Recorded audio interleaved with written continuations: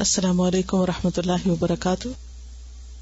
نحمده ونصلی علی رسوله الکریم اما بعد فاعوذ باللہ من الشیطان الرجیم بسم اللہ الرحمن الرحیم رب اشرح لی صدری ویسر لی امری واحلل عقدۃ من لسانی یفقہوا قولی.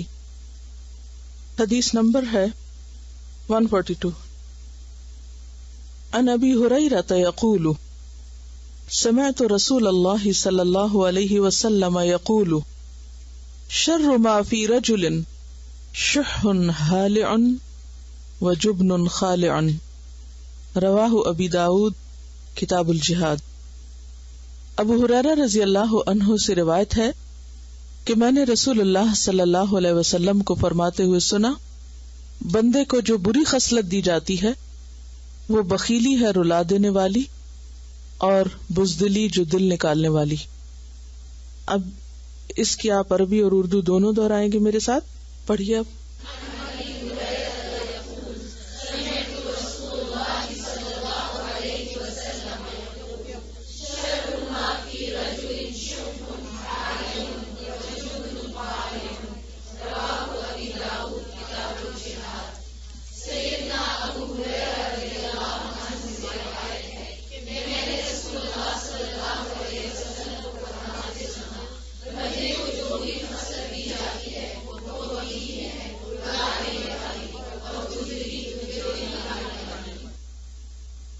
لفظی ترجمہ. عن ابی ہریرہ ابو ہریرہ رضی اللہ عنہ سے روایت ہے، یقول وہ کہتے ہیں، سمعت میں نے سنا رسول اللہ صلی اللہ علیہ وسلم سے، یقول آپ فرماتے تھے، شر برائی، ما جو، فی رجل کسی شخص میں ہو، یعنی کسی شخص کے برا ہونے کی علامت کیا ہے یا اس میں کون سی بدترین خصلت ہو سکتی ہے.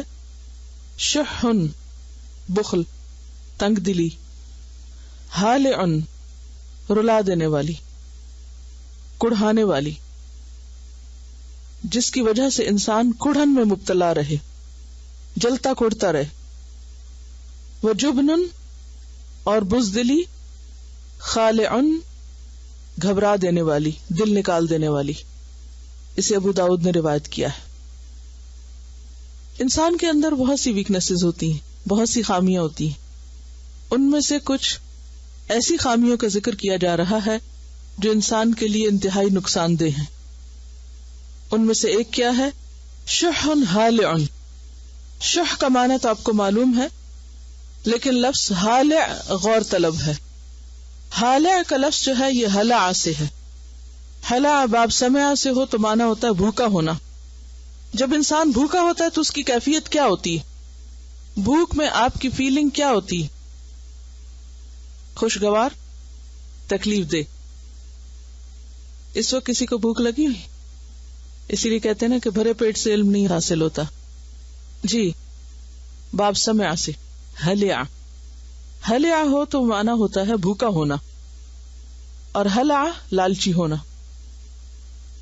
اور ہلوعا کا لفظ آپ نے پڑھ رکھا ہے، ان الانسان خلق ہلوعا اذا مسہ الشر جزوعا واذا مسہ الخیر منوعا الا المصلین. تو ہلوعا کا کیا مطلب پڑا تھا؟ تھوڑ دلا، لالچی اور بخیل کے معنوں میں بھی آتا ہے. ڈرپوک، مصائب پہ صبر نہ کرنے والا. اور ہالع کہتے ہیں تیز رفتار شتر مرغ کو. اور اس سے پھر شح ہالع ہے بخل کی ایسی شدت، شدید بخل جس کی وجہ سے انسان غم میں مبتلا رہے. تنگ دلی ویسے ہی ایک مصیبت ہے، کیونکہ جب انسان کا دل چھوٹا ہوتا ہے، تنگ ہوتا ہے، وہ حریص ہوتا ہے، تو اس کے اندر خود بخود بے چینی اور بے سکونی پیدا ہو جاتی ہے. لیکن اگر وہ شح ہالع بھی ہو جائے تو پھر وہ انتہائی کیفیت کا نام ہے کہ جس کی وجہ سے انسان ایک ایسے کرب اور درد اور پریشانی میں مبتلا رہتا ہے کہ جسے کسی پل چین نہیں. جیسے بھوکا شخص ہوتا ہے نا، اور بھوک کی اگر شدت ہو تو اس وقت انسان نہ سو سکتا ہے صحیح طور پہ، نہ ہی کسی کام میں دل لگتا ہے، کچھ بھی کرنے کو اس کا دل نہیں چاہتا، کیونکہ وہ اس کو چین سے بیٹھنے نہیں دیتی بھوک. تو بالکل اسی طرح جسے مال کی بھوک لگ جائے، اور بھوک بھی ایسی کہ وہ ساری خیر اپنے لیے سمیٹنا چاہتا ہو انسان، تو پھر اس کی کیفیت کیا ہوگی؟ جب آپ خیر میں کسی دوسرے کو شریک نہ کرنا چاہیں، بھلائی کسی اور کے لیے نہ چاہیں، صرف اپنے لیے چاہیں، اور اس کو سمیٹ اور بھیج کے رکھیں، تو اس سے کیا کیفیت پیدا ہوتی ہے؟ بے چینی کی، بے سکونی کی، ہاں وہ کوئی بھی چیز ہو. تو یہ دراصل ایک انتہائی لالچی انسان کی تصویر کھینچی جا رہی ہے، اور ایسی کیفیت انسان کے لیے ایک بدترین کیفیت ہے جو اسے اس کے اپنے اندر کے اعتبار سے بھی بے سکون کرتی ہے، رلا دیتی ہے. ایسا انسان کبھی بھی خوش نہیں ہو سکتا، اور اسی طرح دوسروں کو بھی اس سے متنفر کر دیتی ہے، دوسروں کو بھی بھگا دیتی. ظاہر ہے کہ جو شخص ہمیشہ لینے کا ہی حریص رہے اور ہر خیر اپنی طرف ہی کھینچتا چلا جائے اور اسے دوسروں کی بھلائی کا کوئی خیال نہ ہو، تو ایسے شخص سے کون خوش رہ سکتا ہے؟ اسی لیے آپ نے دیکھا ہوگا کہ ایسے لوگ ہمیشہ گلے شکوے کرتے نظر آئیں گے آپ کو. انہیں ہر ایک سے شکایت ہوتی. کیوں؟ کیونکہ لوگ اس کی ایکسپیکٹیشن پہ پورا نہیں اترتے. اور اس کی ایکسپیکٹیشن کیا ہے لوگوں سے؟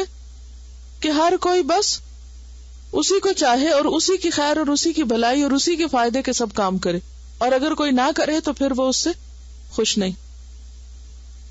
تو اسی لیے آپ صلی اللہ علیہ وسلم نے کیا فرمایا کہ شر ما فی رجل شح ہالع وجبن خالع.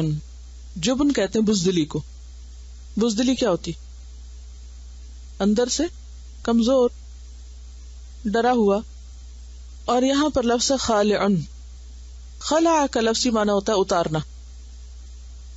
فخلع نعلیک، کیا معنی ہے؟ جوتے اتار دو. آگ کرنے کے لیے بھی لفظ آتا ہے. اور خلع کا مطلب ہوتا ہے خواہشات نفسانی کا تابع ہونا، صرف اپنی من مرضی پوری کرنا، اپنی خواہشات پوری کرنا. ایسا شخص بھی اپنے اوپر سے حیا، اخلاق، ہر چیز کا لبادہ اتار پھینکتا ہے. اسی سے لفظ خلع نکلا ہے، جو عورت خلع لیتی. تو خلع بھی کیا ہے؟ دراصل شوہر سے آزادی لینا. تو خالع کا مطلب کیا ہوا؟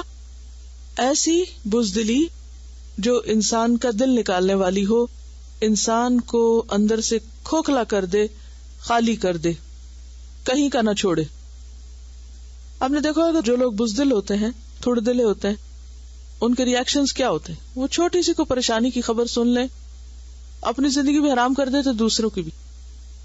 یعنی بے صبری کے عالم میں کیا کیا ہوتا ہے؟ کوئی چیز، چھوٹی سی خبر، کیونکہ یہ زندگی تا امتحان ہے، اس میں تو ہر وقت کوئی نہ کوئی امتحان، کوئی نہ کوئی آزمائش، کوئی نہ کوئی بیڈ نیوز ملتی رہتی ہے. انسان کو ہوتا ہے نا، ہر دن چڑھتا ہے، اس میں اچھی چیزیں بھی ہوتی ہیں اور اس میں ناپسندیدہ چیزیں بھی ہوتی ہیں. آپ کو لوگوں کی طرف سے خیر بھی ملتی ہے، آپ لوگوں کی طرف سے ایسی باتیں بھی سنتے ہیں کہ جو آپ کے لیے ایک تھریٹ کی حیثیت رکھتی. لائف میں تھریٹس ہیں نا، یا نہیں ہے؟ کسی کی بھی لائف، ہماری کیا، جانوروں کی تھریٹ سے خالی نہیں ہے. کبھی مال کی طرف سے، کبھی اولاد کی طرف سے، کبھی عزت کی طرف سے، کبھی کسی چیز کی طرف سے. عموماً انسان کو تھریٹس فیس کرنے پڑتے. اب ہوتا کیا ہے کہ جو شخص بزدل ہوتا ہے اس کا ریئیکشن تھریٹس پہ کیا ہوتا ہے؟ کوئی آپ میں سے ایکسپلین کرے گا کیا ہوتا ہے؟ وہ چیز ہونے سے پہلے ہی صرف خبر سن کے پریشان ہو جاتے. فوری ریئیکشنز کیا ہوتے ہیں؟ گھبراہٹ. اور گھبراہٹ ایسی جو دل نکال دینے والی، دل باہر آنے لگے. پینک اٹیک جس کو کہتے ہیں، اینگزائٹی بلٹ ہونا شروع ہو جاتی. اور پھر ایسے لوگ اپنے آپ کو تو بے سکون کرتے ہیں، سارے ماحول کو بے سکون کر دیتے ہیں. خود تو خوش نہیں رہ سکتے، کسی کو بھی نہیں رہنے دیتے. اور کیا ہوتا ہے؟ یہ ایسی بد اخلاقیاں ہیں اور ایسی مصیبتیں ہیں انسان کے لیے کہ جس نے انسان کا سکون برباد کیا ہوا ہے. اور ان پہ قابو، اللہ پہ توکل صبر اور بھروسے کے ساتھ ہی ہو سکتا ہے کہ ہر نفع نقصان صرف اللہ کے ہاتھ میں، کوئی کچھ نہیں بگاڑ سکتا. نبی صلی اللہ علیہ وسلم کی بڑی خوبیوں میں سے کیا خوبی تھی؟ انتہائی بہادر تھے. آپ کے بارے میں آتا نا کہ آپ سے زیادہ سخی، آپ سے زیادہ حسین اور آپ سے زیادہ بہادر کسی کو نہیں دیکھا گیا تھا. حضرت انس کہتے ہیں کہ میں نے آپ سے زیادہ خوبصورت کسی کو نہیں دیکھا، آپ سے زیادہ سخاوت کرنے والے یعنی فراخ دل کسی کو نہیں دیکھا، اور آپ سے زیادہ بہادر کسی کو نہیں دیکھا. بہادری ایک ایسی صفت ہے، دلیر ہونا ایک ایسی صفت ہے جو نہ صرف یہ کہ انسان کو خود مطمئن رکھتا ہے، پرسکون رکھتا ہے، بلکہ پورے ماحول کو بھی پرسکون کرتا ہے. بزدلی اور گھبراہٹ اور ہر وقت چھوٹی چھوٹی بات پہ پینکی ہو جانا، حد سے زیادہ پریشان ہو جانا، وہ باتیں سوچ لینا جن کا کوئی وجود ہی نہیں، تو یہ انسان کے لیے مصیبت ہے. منافقین کے بارے میں قرآن مجید میں آتا ہے ہر چیز کو اپنے خلاف سمجھتے ہیں، یعنی کہیں کوئی مصیبت آئے تو وہ کیا سمجھتے ہیں، اب ہماری شامت آئی. بہادر انسان کا ری ایکشن بالکل اور طرح ہوتا ہے. جب اسے کوئی ایسی چیز پیش آتی ہے تو وہ پرسکون ہو کر اس مسئلے کا حل سوچتا ہے، وہ سولوشن کی تلاش میں ہوتا ہے. کیونکہ اگر آپ چیخ پکار شروع بھی کر دیں، ہڑبونگ مچا دیں، تو اس سے سولوشن تو نہیں ہاتھ آئے گا. آپ کی انرجی اور زیادہ کم ہو جائے گا، آپ اور ویک ہو جائیں گے، کیونکہ آپ کی ساری انرجی تو پریشانی میں لگ گئی. اب آپ کے پاس طاقت کہاں بچی کہ آپ کوئی فیصلہ صحیح طور پہ کر سکیں. اللہ پہ بھروسہ اور توکل اور صبر یہ ایمان کا ثمرہ ہوتا ہے، یہ ایمان کے نتیجے میں حاصل ہوتا ہے. ساری دنیا میں مل کر اگر کسی کو نقصان دینا چاہے تو کوئی کچھ کر ہی نہیں سکتا جب تک اللہ نہ چاہے. اس کا نقصان کیا ہوتا ہے کہ انسان کے اندر استقامت ہی نہیں رہتی. ایک کام شروع کیا، اس سے گھبرا گئے، وہ چھوڑ دیا، کچھ اور شروع کر دیا، پھر اس سے گھبرا گئے، کچھ بھی پورا نہیں کیا. بچے جیسے امتحان سے پہلے گھبرا جاتے ہیں تو پھر کیا ہوتا ہے، جو پڑھ سکتے ہیں وہ بھی نہیں پڑھتے اور پھر کچھ بھی کرنے کے قابل نہیں رہتے. حالانکہ کر سکتے ہیں، ایسا نہیں کہ ان کا دماغ نہیں، کر سکتے ہیں، لیکن کیوں نہیں کر پاتے؟ صرف اس گھبراہٹ کی وجہ سے. یہ اپنا ایکسپیرینس بتا رہی ہے کہ بورڈ کے ایگزام میں جیسے کوشچن پیپر سامنے آتا تھا اور اگر پہلا کوشچن نہیں سمجھ آتا یا جواب نہیں آتا تھا تو گھبراہٹ کے مارے باقی بھی صحیح نہیں ہوتے تھے اور سارے اور بھی بھول جاتے. اور واقعی ایسا ہوتا ہے.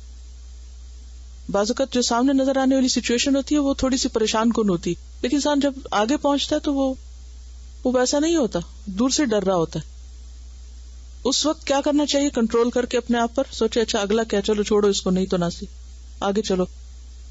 اگلا دیکھا، ہاں کچھ ٹھیک ہے، چلو اگلا دیکھو، اگلا دیکھو، اور آپ دیکھیں گے کہ وہاں بھی پہنچ جائیں گے جہاں آپ کو بہت اچھی طرح آتا ہوگا. اس وقت آپ خوش ہو جائیں اور اس سے شروع کریں جو آسان ہے. یہ کہہ رہی ہے کہ اس سے بعض اوقات ایسی پریشانیاں ایک پرماننٹ صورت اختیار کر کے بیماری کی شکل اختیار کر لیتی ہیں، انگزائٹی، بلڈ پریشر اور اسی طرح کی کچھ اور بیماریاں، کہ جس کی وجہ سے انسان نہ پھر اپنے قابل رہتا اور نہ کسی اور کی کوئی خدمت کر سکتا ہے. اس سے وقت بھی بہت ضائع ہوتا ہے کیونکہ آپ پری آکوپائڈ رہتے ہیں، ورڈ، اور آپ اس وقت کو اس سے بہتر چیز میں استعمال کر سکتے، لیکن وہی چیز وہم کر کر کے دہرا کے اور ایک بڑا حصہ وقت کا ضائع کر بیٹھتے ہیں. والدین کا بہت ہاتھ ہوتا ہے بزدل یا بہادر بنانے میں. بہت سی ماں کو میں نے دیکھا بچوں کو بچپن میں اپنی آسانی اور اپنے آرام کے لیے کبھی بلی سے ڈرایا، کبھی کتے سے ڈرایا، کبھی اندھیرے سے، کبھی جن سے، خود ہی ڈرانا شروع کر دیتی. جب آپ ان کو ڈرانے سے ہی زندگی کا آغاز کر رہے ہیں تو بڑے ہو کے بہادری کہاں سے آئے گی؟ اور آپ دیکھیں گے جب تک آپ بچوں کو اندھیرے سے نہیں ڈرائیں گے وہ خود نہیں ڈریں گے. یا پھر کیا ہوتا ہے، ذرا بڑے ہوتے ہیں اور بچوں کے ساتھ ملتے ہیں وہ ڈرا دیتے ہیں، ورنہ انیشلی بچوں کے اندر وہ ڈر نہیں ہوتا. یا پھر بچے آپ کو دیکھتے ہیں، آپ کس چیز پہ پریشان ہوئے، کس سے ڈرے، کس چیز سے آپ کس طرح ریئیکٹ کر رہے تھے، تو وہ انکانشیسلی انسان کے اوپر لیئر چڑھتی رہتی. ہوتا پتہ کیا، انسان اپنے ماحول سے اتنا متاثر ہوتا ہے کہ جو کچھ وہ دیکھتا ہے اس سے ایک سینس لیتا ہے اور ایک سبق سیکھتا ہے. خاموش نالج اس کے اندر جا رہا ہوتا ہے. اب وہ ایک لیئر چڑھ گئی. اچھا اگلے دن کچھ اور دیکھا، وہ ایک اور لیئر، اگلے دن کچھ اور دیکھا. وہ روز جو کچھ دیکھتا نا ماں باپ کو کرتے ہوئے، آس پاس کرتے ہوئے، اس کی لیئر چڑھتی رہتی. پھر ایک وقت آتا ہے کہ وہ لیئر چڑھ کے اس کے اوپر ایک خول بن جاتا ہے. اور جب تک پھر کسی ایسے کہ ہاتھ نہ چڑھے بندہ کہ جو خوب ہیمرنگ کر کے اس خول کو توڑے اور کسی کو اپنا آپ نہ پکڑائے تو انسان کی اصلاح نہیں ہوتی. اور شخصیت جو ہے، جو اللہ نے نعمتیں انسان کو دی ہوتی ہیں، جو ٹیلنٹ دیا ہوتا ہے، جو صلاحیتیں دی ہوتی ہیں، ساری اس خول کے اندر بند اور دب کے رہ جاتی، وہ نکھر کے ہی نہیں سامنے آتی. نہ انسان اپنی عقل استعمال کر سکتا ہے، نہ کوئی ڈیسیژن لے سکتا ہے، نہ کچھ صحیح طور پر پازیٹیولی سوچ سکتا ہے، اور نہ کچھ کر سکتا ہے. اور خصوصاً جو مشکل ہوتی ہے پھر وہ انسانی معاملات کے اندر ہوتی ہے، انسانی تعلقات کے اندر. ہمارا جو موجودہ نظام تعلیم ہے، دنیا بھر میں جو کچھ ہو رہا ہے، وہ انسان نہیں پروفیشنلز پیدا کر رہا ہے، انسان نہیں پروفیشنلز پیدا کر رہا ہے. اب اس سے کیا ہوتا ہے، جب آپ کسی شخص سے بات کرتے ہیں، اگر اس کے فیلڈ کے بارے میں بات کریں، وہ اتنا بولے گا، اتنی باتیں کرے گا، کہاں تک پہنچ جائے گا. لیکن اگر آپ اس کے سامنے زندگی کے مسائل میں سے کوئی چھوٹا سا مسئلہ رکھ دیں تو وہ اس کے لیے ایک بہت بڑا مصیبت بن جائے گا. وہ اس چھوٹے سے مسئلے کو حل نہیں کر سکے گا. کیوں؟ کیونکہ ہمارے مائنڈ کو اس طرح بند کر کے خاص مخصوص چیز کے اوپر اس طرح چلا دیا گیا، کیونکہ ہر کلچر کو اپنے لیے افراد چاہیے ہوتے ہیں نا. اب کنزیومر کلچر جو ہے، یا سیکولر کلچر، یا مٹیریل کلچر، یا جو بھی آپ اس کو نام دیں، اس کلچر کو اپنے لیے لوگ چاہیے، اسی کو سامنے رکھ کر ہر چیز تیار کی گئی. وہ ایک خاص ذہنی سوچ یا سانچہ بن جاتا ہے. پھر بچے اسی طرح سوچتے دیکھتے وہی کرتے ہیں. ساری کھیل کود تفریح، ہر رشتہ داروں سے ملنا، میل ملاقات، سب کچھ چھوڑ کر وہ کس میں بند ہو کے رہ جاتے ہیں کہ کون سی چیز ہمارے پروفیشن میں ہیلپ کرے گی. بہترین پروفیشنل روبوٹ نکلتے ہیں لیکن انسان نہیں نکلتے.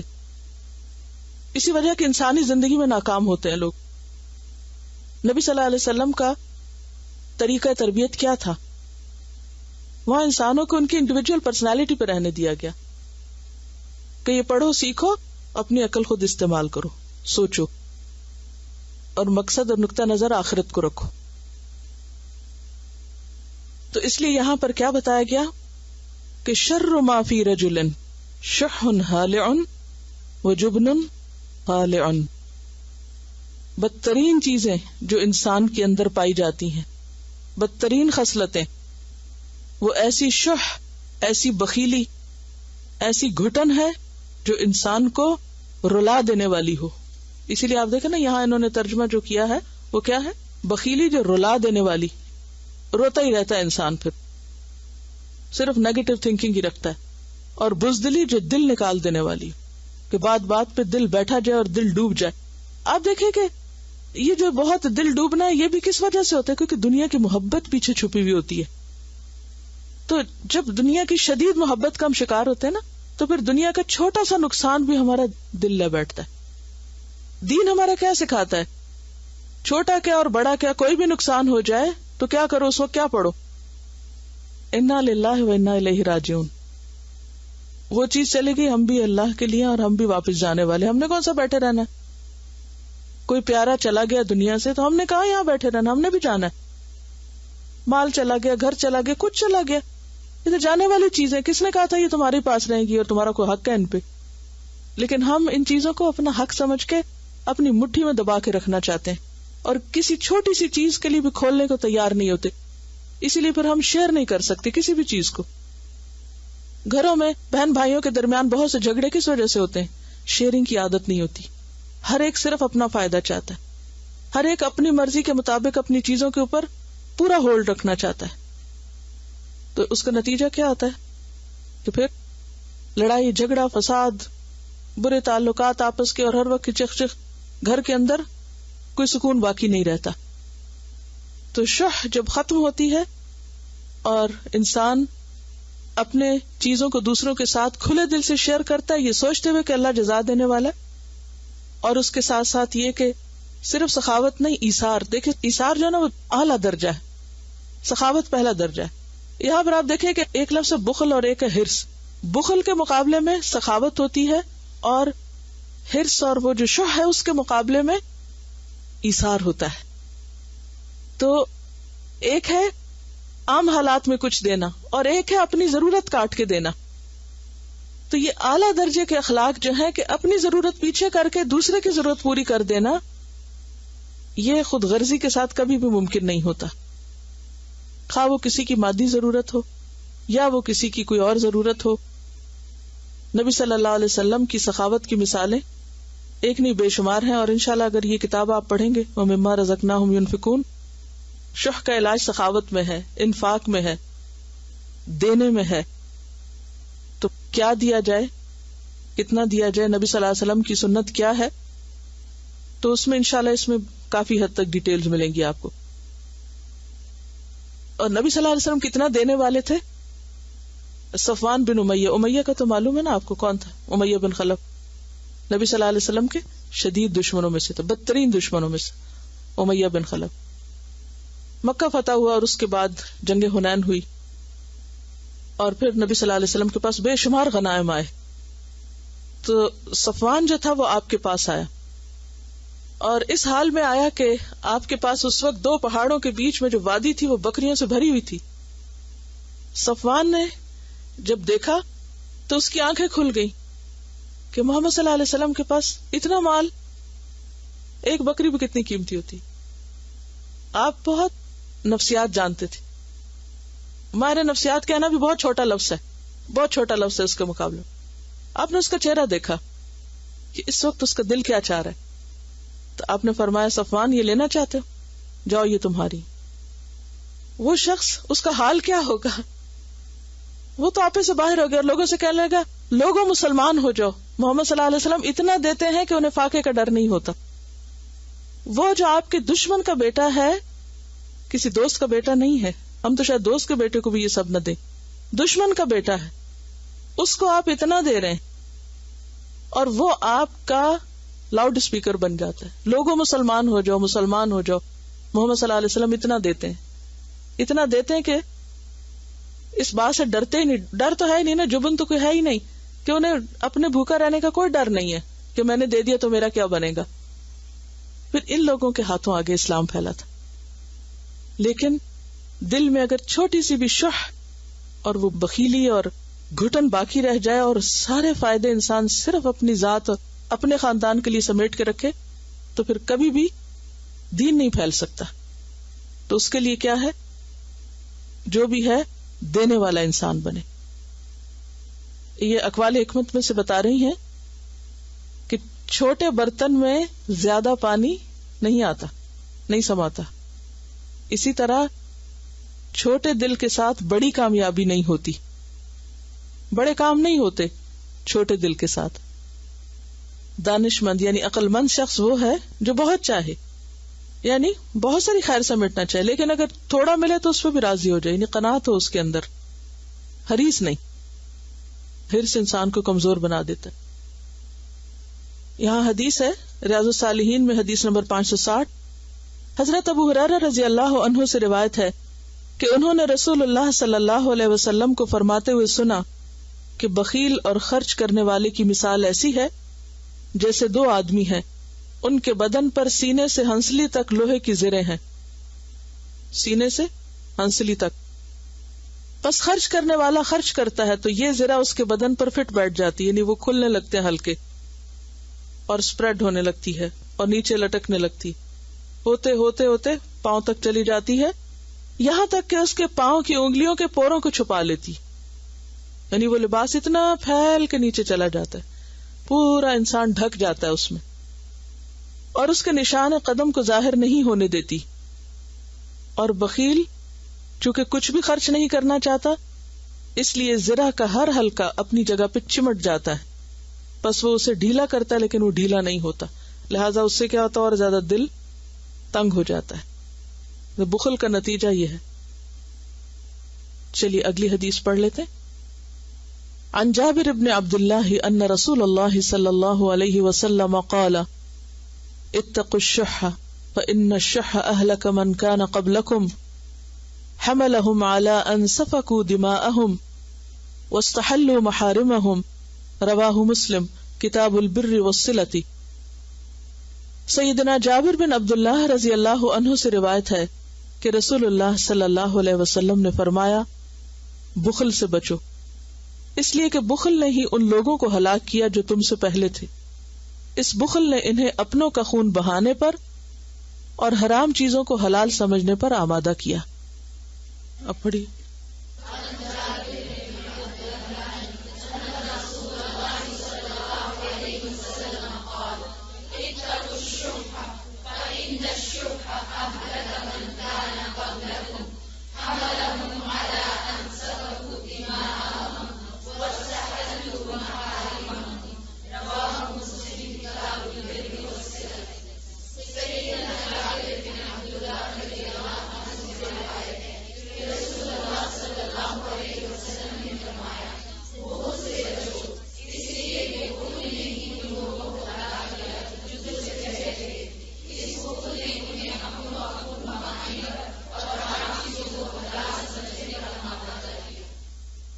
لفظی ترجمہ.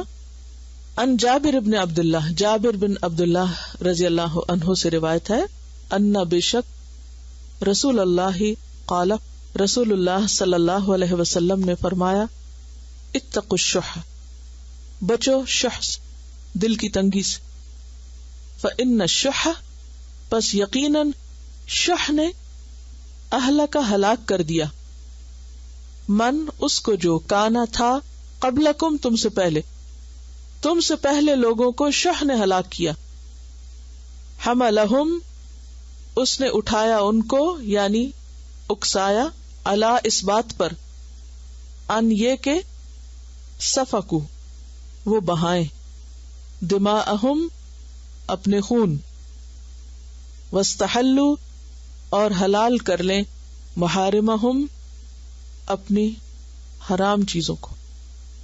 جیسے کہ پہلے بھی میں نے عرض کیا تھا کہ شح یا بخل ایسی چیز ہے کہ جس سے کئی ایک خرابیاں نکلتی، یعنی اس سے بہت سی اخلاقی برائیاں جنم لیتی ہیں. مثلا کل میں نے لکھوائی تھی، کون کون سی؟ خود غرضی، خیانت، مطلب پرستی، بددیانتی، بے مروتی، بدسلوکی، تنگ نظری، لالچ، بدخواہی، شح ہے اس کے پیچھے. تو یہاں پر آپ صلی اللہ علیہ وسلم فرما رہے ہیں کہ شح پہلے لوگوں کی ہلاکت کا سبب بنا، قتل و غارت کا سبب بنا، کیونکہ جب انسان معاف کرنے پہ تیار نہیں ہوتا، دل کھلا نہیں کرتا، دوسرے کے لیے خیر و بھلائی نہیں چاہتا، تو پھر نتیجہ کیا ہوتا ہے؟ لڑائی، دنگا فساد. اور پھر اگر وہ بڑھتی جائے تو الٹیمیٹلی کیا ہوگا؟ قتل و غارت. تو آپ نے فرمایا کہ یہ شح پہلے لوگوں کو ہلاک کر چکی، یعنی تمہیں بھی ہلاک نہ کر دے. اگر تمہارے اندر بھی شح آئی تو ایسا ہی ہوگا. حملہم اسی نے ان کو اکسایا، آمادہ کیا، انسفکوا دماءہم کہ وہ اپنے خون بہائیں، یعنی بھائی نے بھائی کو قتل شح کی بنیاد پر کیا، دل کی تنگی کی وجہ سے کیا. واستحلوا محارمہم اور انہوں نے حرام چیز کو حلال کر لیا، یعنی جیسے قتل انسانی حرام ہے، جان محترم ہے، تو اس کو انہوں نے حلال کر لیا. بل سولت لکم انفسکم امرا، اخوان یوسف نے یوسف علیہ السلام کو کنویں میں کیوں ڈالا؟ حسد تھا، لیکن حسد کی بنیاد بھی کیا تھی؟ دل کی تنگی تھی کہ اس کی طرف کیوں توجہ ہے باپ کی. اب اپنے خون کے رشتے کے ساتھ ایسا سلوک کرنا یہ کوئی معمولی چیز نہیں ہے. اور اس مثال سے تو آپ یہ دیکھیں کہ ایک پیغمبر کے گھر میں ہے یہ بچے، باپ کو معمولی انسان نہیں ہے، اپنے معاشرے کا سب سے زیادہ نمایاں دیندار انسان ہے جس کے پاس اللہ کی طرف سے وحی آتی. اور پھر یعقوب علیہ السلام کس کے بیٹے؟ پیغمبر کے بیٹے. وہ کس کے بیٹے؟ ابراہیم علیہ السلام، پیغمبر کے بیٹے. کیا ان بچوں کو اپنی تاریخ یاد نہیں ہوگی؟ اپنا خاندانی پس منظر یاد نہیں ہوگا؟ ہم کس کی اولاد ہیں؟ اس کا بھی تربیت پہ ایک اثر ہوتا ہے. عام طور پر ماں باپ بچوں کو کہتے ہیں کہ تم اپنے ماں باپ کے نام کی لاج رکھنا، دیکھو تمہارے باپ دادا کیا کرتے رہے، تم کیا کر رہے ہو. تو اس کا بھی ایک اثر ہوتا ہے. لیکن یہ شح اور یہ دل کی تنگی ایسی چیز ہے، اور یہ خود غرضی ایسی چیز ہے کہ انسان کے اندر جب آ جاتی ہے تو پھر وہ نہیں دیکھتا وہ کس کی اولاد ہے، باپ کون ہے، اور ہمارے اس رویے سے باپ کو کیا تکلیف پہنچے گی. اگر انہیں یہ پتا ہی تھا کہ باپ کو بہت محبت ہے یوسف علیہ السلام سے، تو انہیں یہ بھی تو پتا ہوگا نا کہ اگر ہم نے اس بچے کے ساتھ کچھ کیا تو اس بچے کو نہیں باپ کو کتنی شدید تکلیف ہوگی. تو پھر انسان ان محترم رشتوں کا لحاظ اور پاس بھی بھول جاتا ہے جب خود غرض ہوتا ہے. جب انسان صرف اپنا فائدہ سوچنے لگتا ہے نا، تو بعض اوقات وہ قریب ترین رشتوں کا احترام اور محبت اور حق حقوق سب کچھ بھلا دیتا ہے. اسی چیز کی طرف یہاں اشارہ ہے کہ انہوں نے حرام چیزوں کو حلال کر لیا، ناجائز چیزوں کو اپنے لیے جائز کر لیا.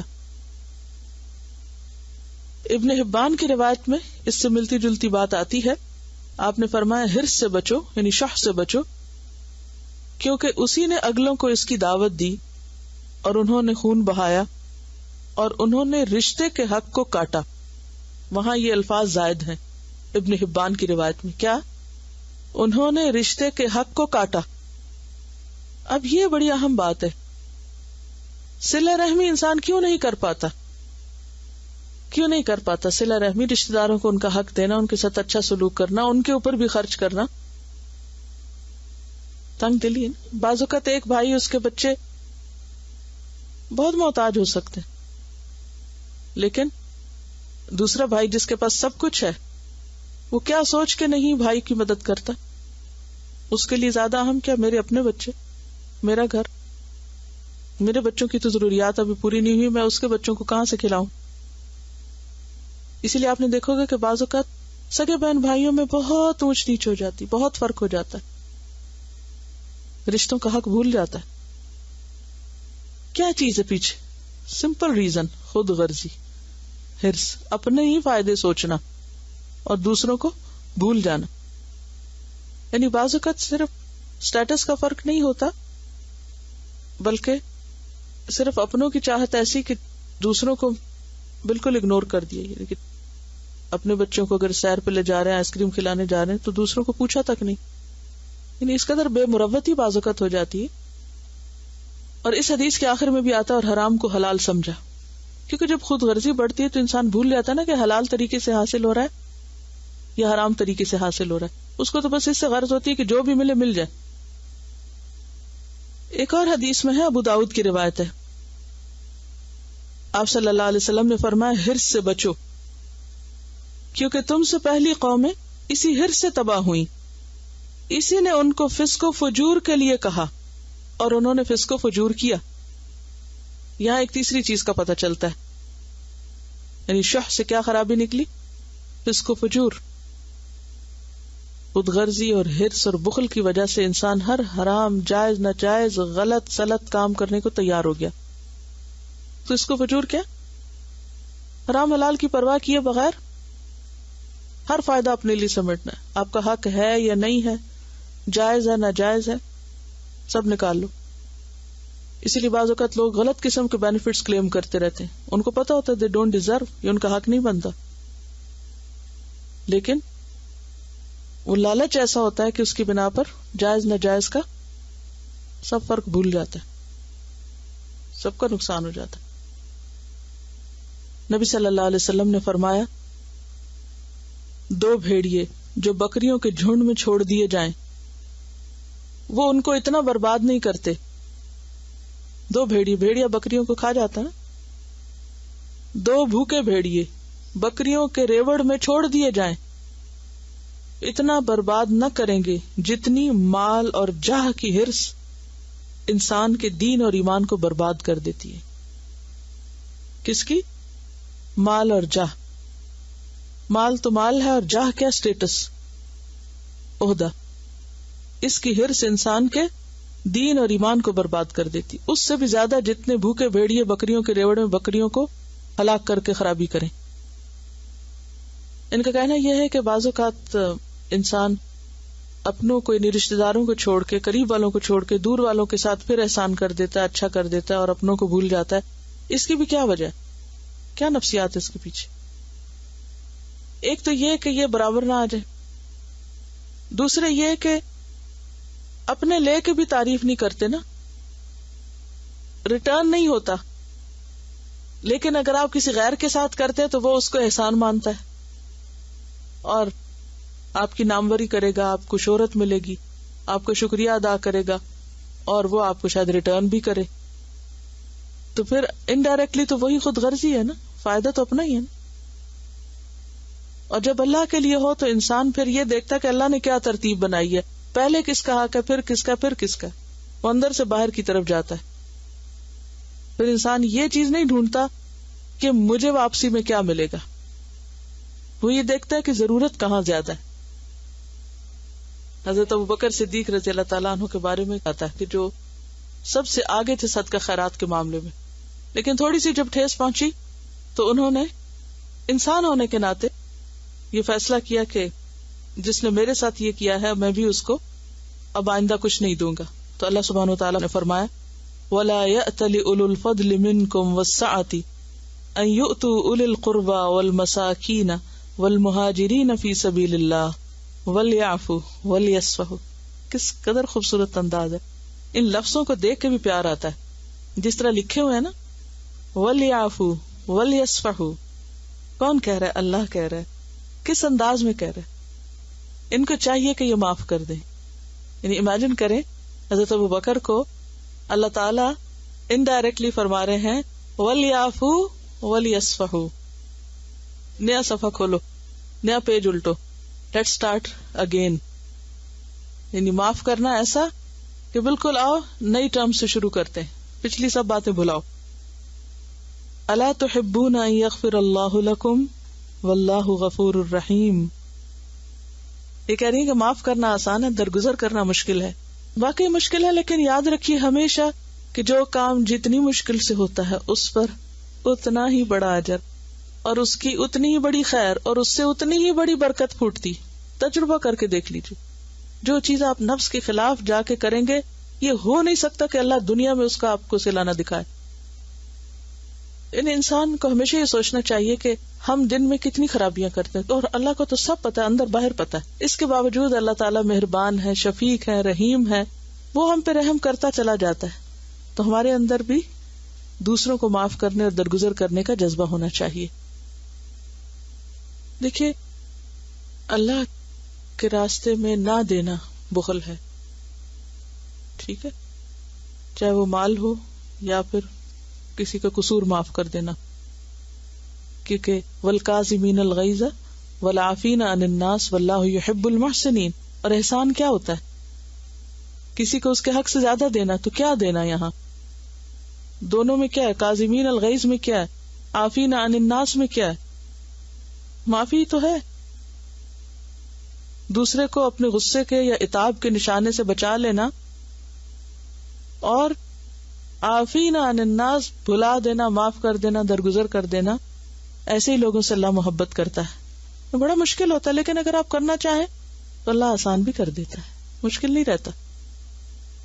اور اگر آپ پالنا چاہیں تو پالے رکھیں. مشکات کی روایت میں آتا ہے قال رسول اللہ صلی اللہ علیہ وسلم, رسول اللہ صلی اللہ علیہ وسلم نے فرمایا تعرض اعمال الناس فی کل جمعۃ مرتین. انسان کے اعمال ہر ہفتے 2 بار پیش کیے جاتے ہیں, یوم الاثنین و یوم الخمیس, سوموار اور جمعرات کو. اسی لیے آپ 2 دن کا یہ روزہ رکھا کرتے تھے نفلی. آپ نے ایک اور موقع فرمانا کہ میں چاہتا ہوں کہ میرے اعمال جس وقت پیش کیے جائیں تو میں روزے سے ہوں. فَيُغْفَرُ لِكُلِّ مُؤْمِنٍ, ہر مومن بندے کو معاف کر دیا جاتا ہے, الا عبدن, سوائے اس بندے کے, بینہ و بین اخیہ شحناء, کہ اس کے اور اس کے بھائی کے درمیان کینہ ہے. فَيُقَالُ, کہا جاتا ہے, اترکو ہذین, ان دونوں کو چھوڑ دو, حتی یفیئا, یہاں تک کہ یہ دونوں پلٹ آئیں, صلح کر لیں, اصلاح کر لیں. غل کی وجہ سے انسان معاف نہیں کرتا نا. شحنا جو ہے وہ شح نہیں ہے, لیکن شحنا اور شح کا ایک کنیکشن ہے. عداوت اور کدورت انسان اپنے اندر کیوں رکھتا ہے؟ کہ دل کی تنگی کی وجہ سے, ورنہ تو دل کھولے اور باہر پھینکے سب. اس میں بہت بڑا سبق ہے ہمارے لیے کہ ساری زندگی بھی کرتے رہے اور ایک موقع پہ آ کے اگر ہم ضد بار کے بیٹھ جائیں تو ولیعفو ولیصفحوا کی بات ہے. شح کا علاج جو ہے وہ سخاوت اور ایثار ہے. حضرت ابوبکر جتنا دیتے تھے اس سے دگنا کر دیا بعد میں، کیونکہ صرف ولیعفو نہیں کیا، ولیصفحوا بھی کیا. یہ کہتی ہیں کہ انہوں نے کل سٹنجینس پہ ذرا ڈال کے دیکھا تو بہت فنی چیزیں سامنے آئیں.